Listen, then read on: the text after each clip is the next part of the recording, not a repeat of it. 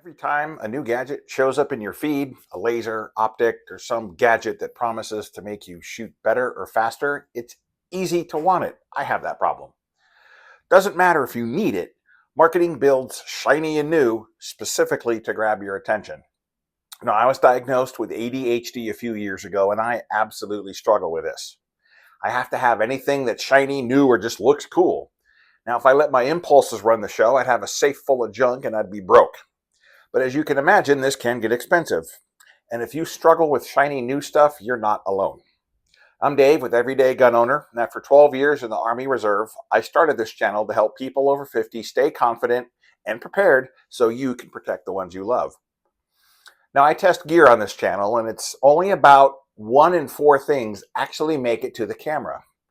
Today, I'm giving you the exact system I run through so you can use it before you spend your hard-earned money. Now, there is a trap. New gear looks like the answer. It's exciting. It feels like progress. Ooh, shiny. But sometimes I fall for it too. And if you let that impulse run your wallet, you end up with a safe full of crap you don't need, you don't use it, and you have a defense plan built on impulse instead of real life. So before your next gun show, trip to the gun store, or you click buy on that next gadget online, do this first.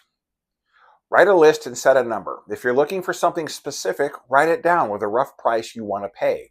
But you have to be realistic about this. Like I went to the gun show a while back specifically looking for ammo, 9mm, 45, and 12 gauge, knowing it wasn't going to cost me $100. I knew it was somewhere in the $500-600 range. Sure enough, it was a little over $600 with taxes.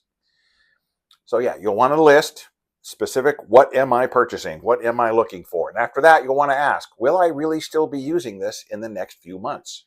I ask 4 questions before I buy a new accessory or test a new product if I decide it goes on camera. I want to give you the same filter I run, and here it is. First, number 1, does it solve a real problem? Are you having trouble with seeing the sights? Is your grip slipping? Does recoil hurt after 25 or 50 rounds? Will this gadget or accessory solve an actual problem you have? 2, does it make the gun simpler to use or more complicated? And I think this is where a lot of people get into trouble because they just keep adding stuff. Before you know it, your trusty 1911 looks like some souped up ray gun from Buck Rogers. Now, I'm not saying accessories are bad. A good sight can obviously help aging eyes, and a good weapon light can help you identify what you're looking at. But every piece of gear adds a question. Can you run it? Can you use it without thinking? Now, if the answer is no, you might want to consider more practice or less gear. Number 3, can you use it with the body you actually have?